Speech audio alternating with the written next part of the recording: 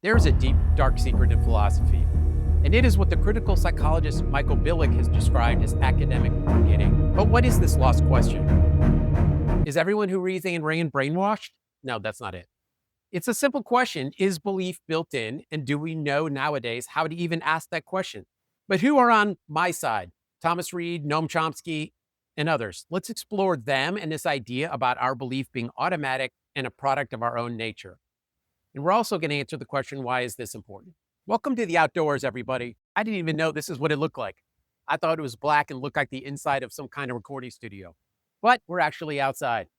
And today's topic is, how do we even know that we believe what we think we believe? And so this is going to be a more intricate analysis of that from the other side, from the common sense perspective. I taught philosophy on and off for 25 years, ethics, intro to philosophy of mind. And today's topic is fairly simple, even though it sounds a lot simpler than it is. And it is the idea that belief comes automatically. This is an unknown concept in philosophy because the opposite, that belief is argued for through critical analysis in philosophy, is the only option. And so today we're going to explore the other option, which is that belief is innate and automatic. And to do that, we're going to talk about a lot of thinkers: Thomas Reid, David Hume, and in the 20th century, Noam Chomsky and Daniel L. Robinson. With that said, I'm going to try to intro Reid and Hume. Their lives both took up most of the 18th century, which is to say the 1700s. They went back and forth between two perspectives in philosophy, Reid's being realism and common sense, and Hume's being skeptical empiricism. Empiricism means all the data that gets into your head comes only from direct experience throughout your life, and that you start as a blank slate. So given that information, let's launch into these quotes and these discussions from the other side. I'm not going to tell you the overly critical analysis of how we don't have free will, we don't have a self, there is in fact no cause and effect. All of these skeptical conclusions that rely on a scientific interpretation of what belief is, not a specific belief, but belief itself. And so the case we're going to make today when we talk about what belief really is that what people say they believe and what they do through their actions shows very different commitments to belief. And that if we focus in a common sense way on that active representation of what they believe, we start to learn about what the truth might really be in terms of this controversial topic from common sense. That if you can universalize experience, which is to say all people have the experience, that in itself can show you a truth, and it's obtained from this perspective regarding belief. We're talking here about a quote from Noam Chomsky. I'm going to go ahead and read this quote, but it's directly related to how we can determine perhaps what people really do believe despite their preconceived notions about belief, about their own belief. Well, let's go ahead and read the Chomsky quote. I did take this from a video, but I didn't want to hijack the video and stick it in here, so I'm just going to read you the quote. I don't think it's interesting what they think they believe. I think what's interesting is what they do believe. And what they do believe, you can determine from their actions. Again, it's a very striking fact that 100% of one's actions, including those of people who claim they don't have free will, 100% of their actions reflect a belief, an unacknowledged belief that they do have free will. So since that's 100% of human behavior, it's kind of an interesting question why people deny what they believe. But that's a separate kind of question. So before we move on to analysis, let's try to read some of these Thomas Reid quotes. I'm going to show you the book. It's the Essays on the Active Powers of Man. And let me just read some of these Reid quotes as they apply to this idea of belief and free will that we've talked about with Chomsky. There is no language so imperfect, but that it has active and passive verbs and participles, the one signifying some kind of action, the other being acted upon. This distinction enters into the original contexture of all languages. This is from page 13 of that book. And Reid also brings up, as he often does, ideas about children and how they innately understand the idea of action, and in particular, acting and being acted upon and how this can't be a thing that's simply taught without having a substructure already there about this issue. Here's another Reid quote that I got from AI, whatever AI is. I'm starting to think it's me. And this is a commentary on Reid. Reid illustrates this point by saying that if he chose not to believe his senses, he'd break his nose against a post that comes in his way. Action often reveals belief, even when those beliefs are philosophically debated.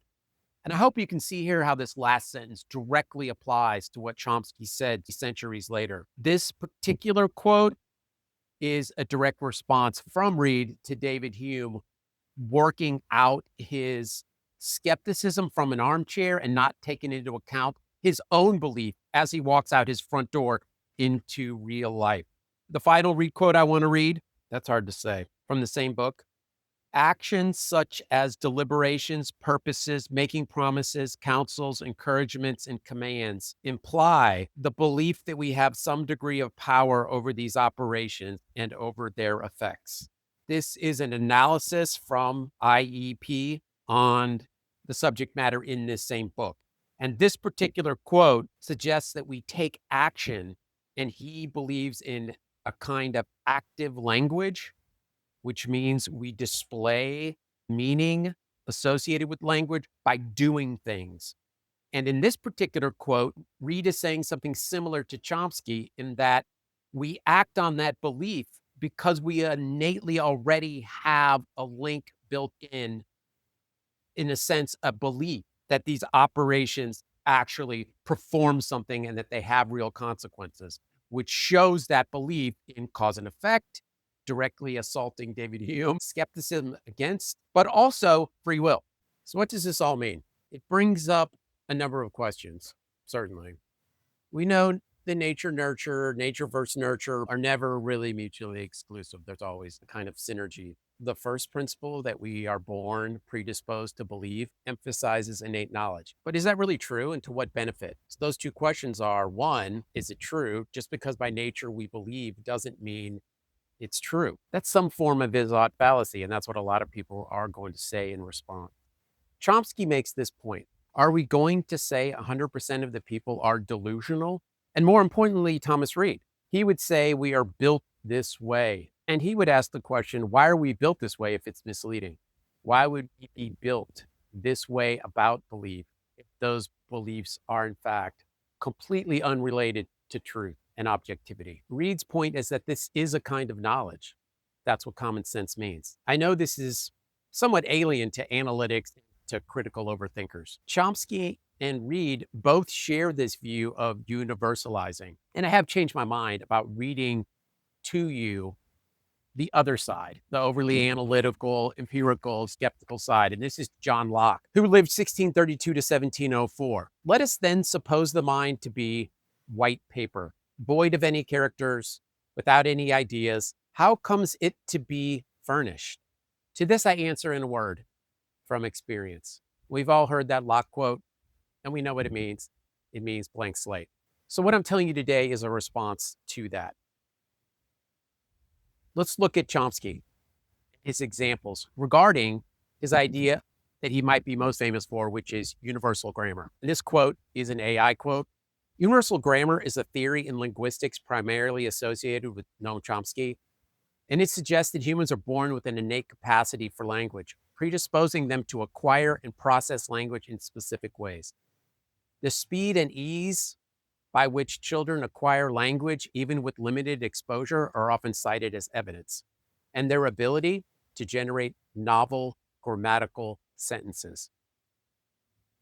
And I would add to this that Thomas Reid discussed scaffolding, which is an underlying built-in substructure on which language and words and symbols are hung, which is to say there's an underlying foundation for language. And all of this revolves around the idea that humans are born this way, because when you look at them specifically as human, you see that they are the only species that are capable of this language, even without vocal cords. Other animals can't grasp the conceptual nature of language, because if they could build houses. Let's also talk about Daniel L. Robinson. He's known for his Oxford Lecture series on YouTube. that have to do with Reid versus Hume. He was considered a philosopher of mind, and he also was a self-proclaimed Reidian, like me. And we're the only two people that say that. This is an AI quote about Robinson talking about David Hume. Robinson emphasizes the gap between philosophical skepticism and the undeniable way humans navigate and understand their world. And this is a quote from Robinson. It is a principle of common sense that the thoughts one has are one's own, that one believes it is possible to bring about these events toward which one's intentional actions are directed. That quote being primarily about free will, but also the belief in that free will. And the last quote from Robinson, last quote in this one are from an essay and a lecture, Moral Science at the Founding, that was in 2003.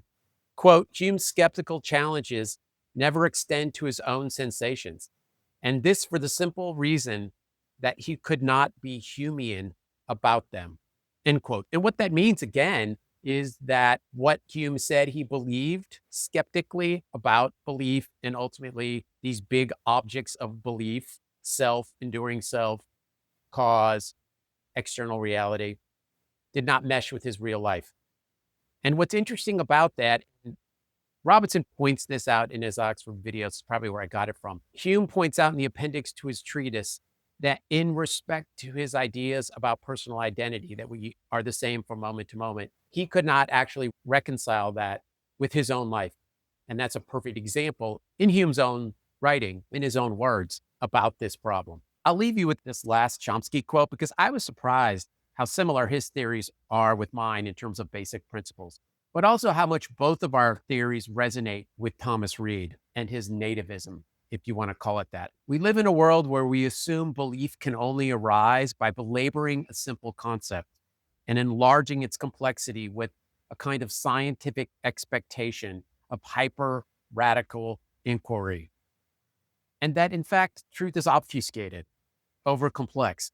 And that's why this automatic belief theory seems so obvious to me, but I guess to no one else. But here's the quote from Noam Chomsky. And this is in response to the assertion that automatic belief is universalized, that 100% of the people act as if it's true, even if they don't admit it. And yet the critique that just because everyone agrees, that doesn't make it true. And he says, okay, here's two possibilities. Quote, one, we're all 100% deluded. We're acting in contrary to the facts 100% of the time. And the second possibility is that there's something missing in human science. Take your choice. Actually, if you don't believe there is a choice, then there's no chance that you can take it up.